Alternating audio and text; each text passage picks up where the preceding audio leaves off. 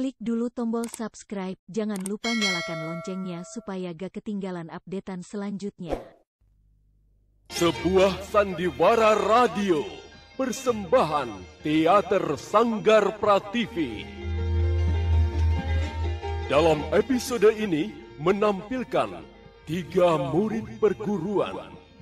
Naskah karya Jen Somo, teknik dan montase Joko SP, sutradara Yerudi Wartono.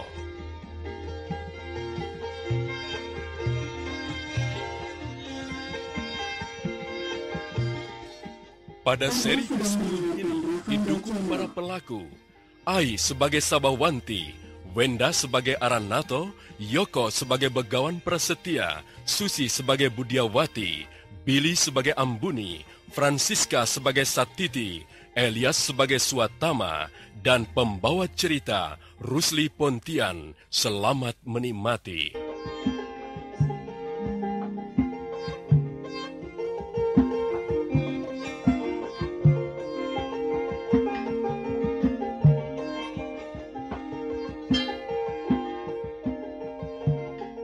Aranato, kurasa sekaranglah saatnya kita berangkat. Kita harus menyusul guru ke dalam gua. Ayo, Sabawanti. Sebentar, Sabawanti. Ada apa lagi, Suatama? Bagaimana dengan Ambuni yang keadaannya semakin lemah? Suatama, bukankah kau dan teman-teman yang lain bisa mengurus Ambuni? Kalau perlu kalian pulang duluan membawa Ambuni. Toh kalian tidak ada yang mau menyusul guru. Tetapi itu berarti kita tidak lagi bersatu. Lalu apa maumu, Suatama? Bagaimana kalau kita bersama-sama tetap menunggu di tempat ini sampai guru datang? Dengan begitu kita tetap bersatu. Goblok kau, Suatama. Loh, sejak pertengahan perjalanan kita, kalian telah bercerai-berai melulu karena kalian tidak dapat menguasai diri dan nafsu. Sekarang, ketika kita memang membutuhkan pembagian tugas, kamu justru kekanak-kanakan. Tidak. Sekarang juga aku dan Aranato akan menyusul guru. Kamu, Satiti, Jalnawa serta Budiawati membawa Ambuni secepatnya ke Padepokan. Sabawanti, sabarlah sedikit. Sabar? Ya. Aku kurang sabar bagaimana, Aranato? Habis sudah kesabaranku oleh orang-orang dungu itu. Sudahlah, sudah. Mari kita berangkat, Sabawanti. Suatama, ya, ajaklah teman-teman untuk membawa Ambuni pulang ke Padepokan. Baik, Aranato. Dengan cepat Sabawanti dan Aranato berbalik menuju ke gua tempat tinggalnya Asmita. Suatama mengajak Satiti, Budiawati, dan Jalnawa untuk membawa pulang Ambuni ke Padepokan. Namun belum sampai para murid itu bertindak lebih jauh, muncullah dari dalam gua itu bayangan hitam yang berkelebat cepat. Bayangan itu berhenti tepat di hadapan Sabawanti dan Aranato. Dialah Begawan Prasetya yang telah berhasil mengalahkannya Asmita dan mencari isi tanaman jarak istimewa yang khusus hanya terdapat di gua itu. Biji jarak istimewa itu akan dipakai untuk memulihkan kesehatan Ambuni. Guru, mari anak-anak, kita segera pulang. Bagaimana keadaannya, Guru? Sebagaimana kalian lihat, aku baik-baik saja. Nah, hal-hal yang lain akan kuceritakan nanti setiba kita di Padepokan. Kalian juga pasti mempunyai cerita-cerita yang menarik. Sekarang aku akan membawa pulang si Ambuni ini. Kalian bersama-sama menyusul ke Padepokan. Dengan menggendong tubuh Ambuni, Begawan Prasetya mendahului para muridnya. Dalam beberapa lompatan saja, Begawan Prasetya telah hilang dari pandangan mata. Pagi telah terang benderang. Burung-burung berkicau dan berterbangan ke sana kemari. Pulangnya Ambuni membawa rasa lega di hati para penghuni Padepokan hutan lereng Gunung Merbabu.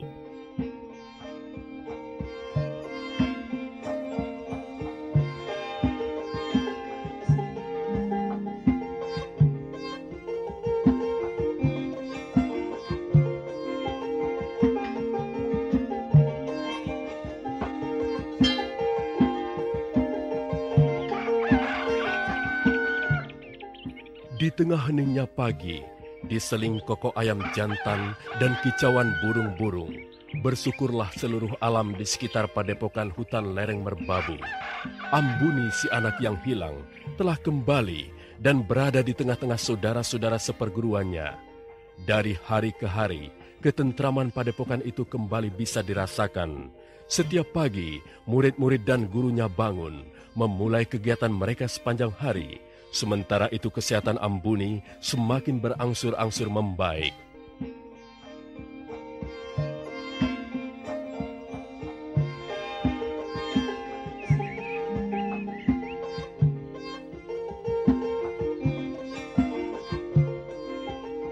Anak-anakku, nanti malam kita akan sarasehan kecil.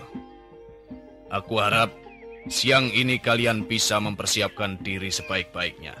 Guru, apakah kami harus mempersiapkan sesuatu yang istimewa? Oh, tidak perlu, Swatama. Sebab nanti malam kita akan melakukan dua hal. Yang pertama adalah wawan rasa untuk melihat secara tajam seluruh pengalaman kita selama hari-hari terakhir ini. Yang kedua, aku hendak mengajarkan satu lagi ilmu baru. Nah, tak perlu sesuatu yang istimewa. Ilmu baru? Wah, hebat sekali tentunya. Iya, ilmu baru, Swatama. Aku senang sekali, Swatama. Tentu saja, Satiti. Aku juga senang. Nah, latihan kita siang ini sudah cukup. Sekarang kembalilah kalian ke tempat masing-masing. Heningkan pikiran dan batin kalian. Pulihkan juga tenaga kalian. Ilmu baru ini agak sedikit berat. Hanya dengan keadaan yang benar-benar baik, kalian bisa menerimanya. Terima kasih, Guru. Terima kasih.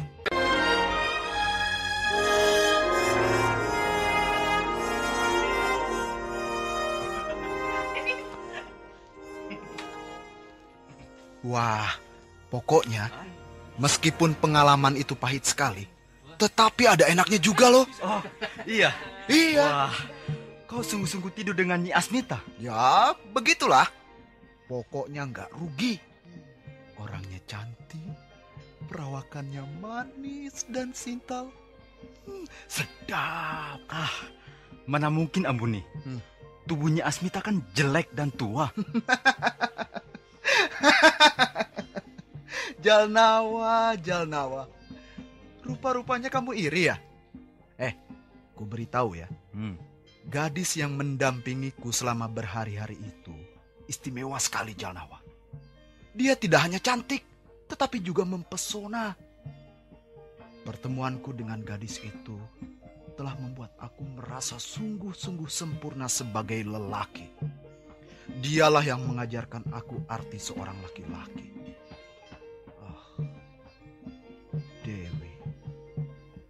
Dewi Asmita. Sampai hari ini aku belum juga bisa melupakan dirimu. Iya, Jalnawa. Aku hampir menjadi gila. Kenapa? Gila oleh kecantikannya. Betapa beratnya hari-hariku kini. Hidup tanpa dirimu, Dewi Asmita. Asmita, kenapa tiba-tiba kita terpisahkan? Jalnawa, apa yang telah terjadi, Jalnawa? Ambuni, kau masih sadar? Ambuni. Asmita, kenapa kau meninggalkan diriku? Sadar, Ambuni. Sadar. Ambuni, sadarlah.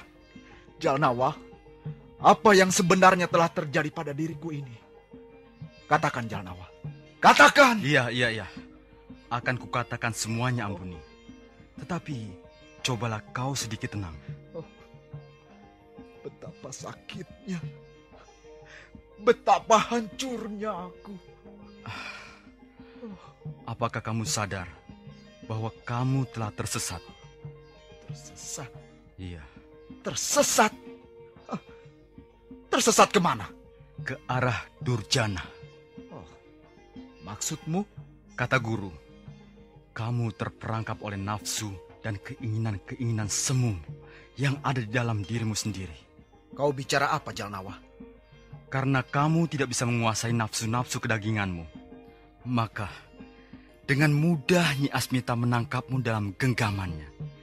ia mau membunuhmu. Jangan ngawur, Jalnawa. Kamu mau menjelek-jelekan Asmita? Iya. Memang Nyi Asmita orang yang jelek? Oh, dia raksasa tua yang jahat dan berhati busuk. Hampir saja kita semua mati oleh tindakannya. Jadi kamu mau memfitnah kekasihku, si Dewi Asmita? Iya? Kamu iri ya? Iri? Oh, sama sekali tidak. Mana mungkin aku iri dengan kejahatan dan kebusukan yang dilakukan terhadap dirimu. Rupa-rupanya kamu semakin tidak tahu diri saja, Jalnawa. Kamu semakin menghina kekasihku. Kamu menantang aku? Hah?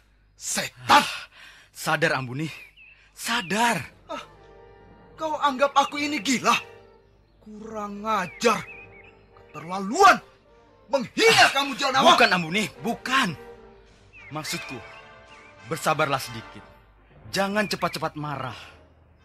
Kan kamu sendiri yang menanyakan apa yang telah menimpa dirimu. Nah, aku tadi menerangkan apa yang sesungguhnya kau alami secara kurang sadar. Jadi kau benar-benar menganggap aku ini gila? Hah? Keterlaluan. Cukup. Sekarang kamu akan tahu siapa sebenarnya Ampuni ini, Jalnawa. Rasakan seranganku! Iya! Sadar. Ampuni.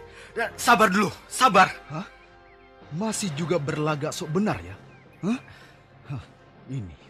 Terima tendanganku, Jalnawa. Iya, iya! Ampuni. Tendanganmu mengenai dadaku. Terima juga pukulan-pukulanku ini, Jalnawa. Ampuni. Hei, stop! Berhenti! Hentikan itu! Hei! Hentikan, Jalnawa. Hentikan, Ampuni. Kesehatanmu belum pulih betul. Jangan terlalu banyak bergerak dan menguras tenaga, Ampuni. Ayo, hentikan. Sudah. Perempuan. Jangan ikut campur urusan kami. Minggir kamu, Satiti. Minggir. Sudah, Ampuni. Hentikan. Minggir kataku, Satiti. Ampuni. Sudah. Iya. Ampuni. Kau menyerang aku. Oh, mukaku dipukulnya.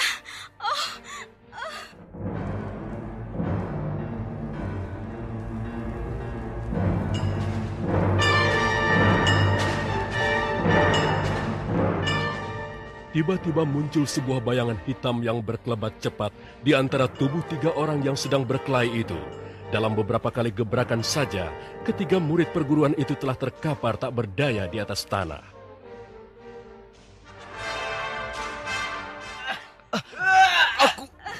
Aku tidak bisa bergerak lagi. Tubuhku lemas tak berdaya. Saraf tubuhku terkena totokan. Aku tidak bisa bergerak. Guru. Goblok. Anak-anak goblok. Tak tahu diri. Sekarang rasakan hukuman kalian. Sampai nanti malam, kalian akan aku hukum di tempat ini. Kalian bertiga akan kubiarkan tetap lemas dan tak berdaya di tempat ini. Kalian tidak akan bisa bergerak. Nah, silahkan menikmati hukuman yang menyiksa ini. Selamat tinggal anak-anak. Guru, sebentar guru. Malam telah tiba. Di pendopo depan seluruh warga Padepokan telah berkumpul kecuali ketiga murid yang tengah menjalani hukumannya. Semua murid diam dalam ketegangannya sambil menunggu kehadiran guru mereka, Begawan Prasetya. Dari tengah ruangan dalam, masuklah Begawan Prasetya dengan anggun dan gagah. Wajahnya tenang dan keras, ditatapnya satu persatu wajah murid-murid. Terkena tatapan tajam, satu persatu mereka menundukkan wajahnya. Tatapan itu seolah-olah menerawang ke dasar batin setiap hati. Hanya mereka yang jujur, yang berani menerima tusukan yang menelanjangi jiwa itu. Semua angkat kepala. Tatap wajahku. Udiawati, mengapa kau tetap menunduk? Udiawati, jawab pertanyaanku. Saya guru. Jawab. Mengapa kamu tidak berani menatap aku? Saya takut, Guru. Mengapa takut? Saya tidak tahu, Guru. Goblok! Iya, saya goblok, Guru. Mengapa goblok? Entahlah, Guru. Kadang-kadang saya memang begitu. Begitu apa? Begitu goblok, Guru. Siapa yang goblok? Hah? Guru, maksud... Siapa? Maksud saya yang goblok, Guru. Ya, memang kamu goblok. Apa lagi? Saya juga bodoh. Ya, bodoh. Apa lagi? Saya malas. Apa lagi? Saya sulit bangun pagi. Ya, lalu apa lagi? Saya suka menangis. Ya. Suka makan banyak. Suka sama laki-laki. Maksud saya Apa lagi? Hah? Wah, apalagi ya? Saya Swatama, Saya, Guru. sebutkan satu hal lagi yang belum disebutkan Budiawati.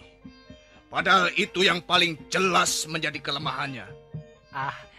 Maaf, Guru. Mungkin... Jangan bilang mungkin. Katakan yang pasti.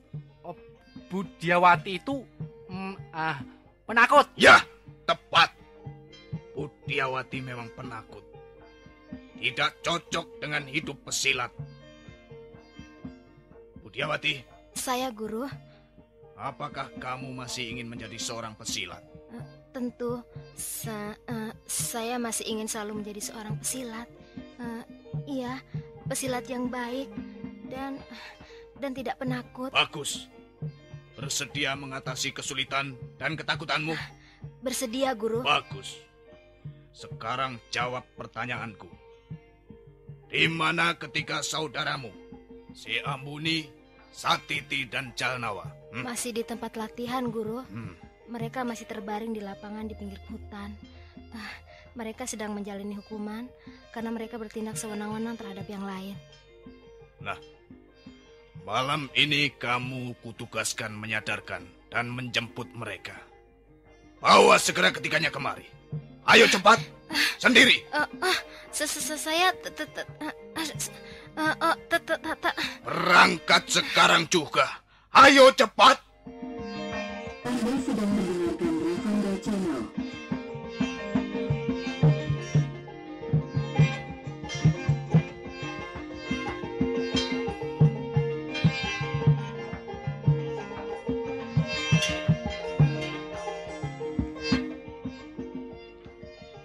Anak-anakku, apakah kalian tahu alasan yang membuat aku marah?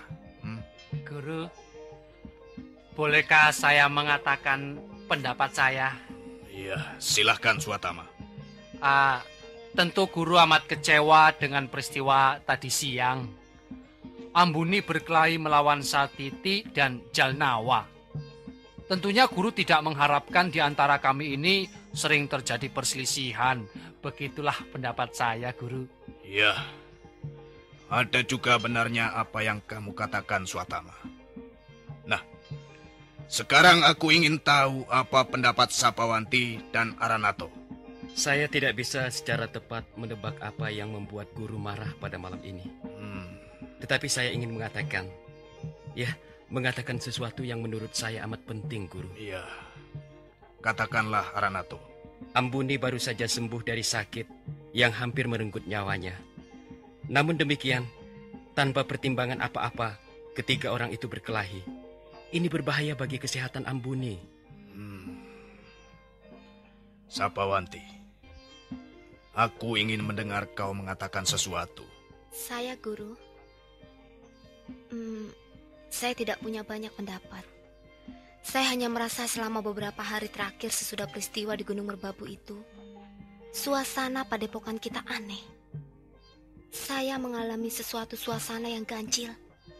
Bahkan di antara kami, di antara para murid sepertinya ada perang dingin yang tidak begitu saja jelas terlihat oleh mata.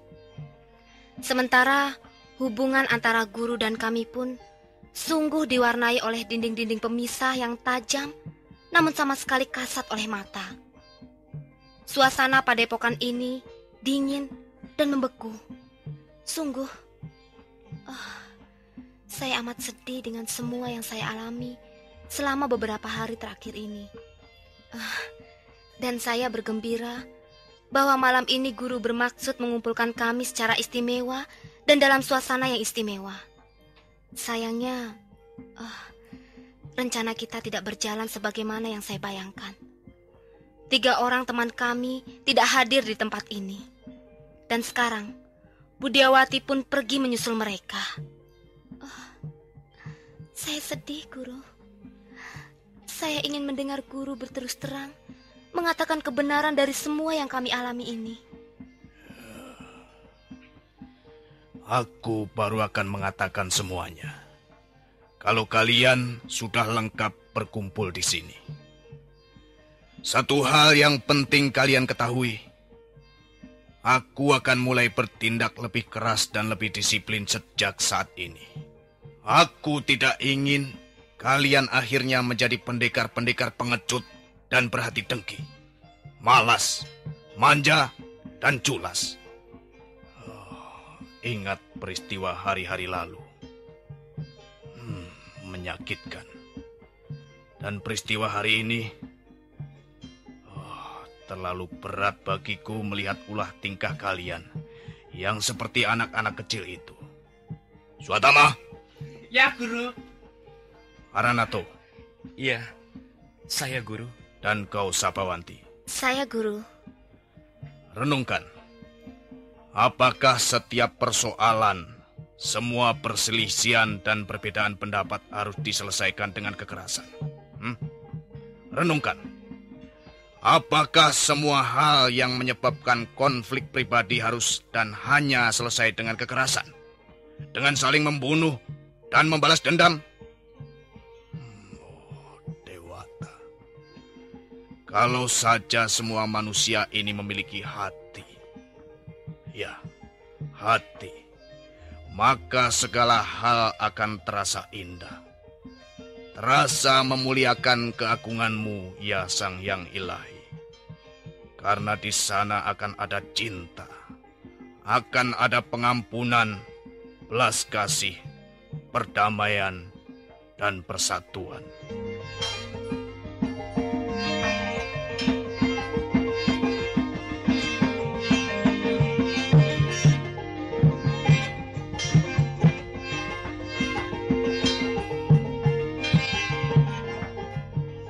Sang begawan merasa amat kecewa dengan tingkah laku para murid padepokannya. Ia hendak mengatakan sesuatu kepada murid-murid itu sesudah semuanya berkumpul. Hal penting apa yang hendak dikatakannya? Ilmu baru apa pula yang hendak diajarkannya kepada mereka? Sementara itu Budiawati yang penakut itu sedang diutus gurunya untuk menemui dan membawa pulang ketiga murid yang sedang terkena hukuman akibat perkelahian mereka. Beranikah di malam yang gelap gulita Budiawati pergi ke pinggir hutan menemui ketiga saudaranya? Apakah ketiga murid yang terhukum itu masih berada di tempat mereka sejak siang hingga malam itu? Bagaimana kelanjutan cerita ini? Silakan Anda menyimak kisah Gelang-Gelang Sangkala di radio kesayangan Anda ini. Sampai jumpa.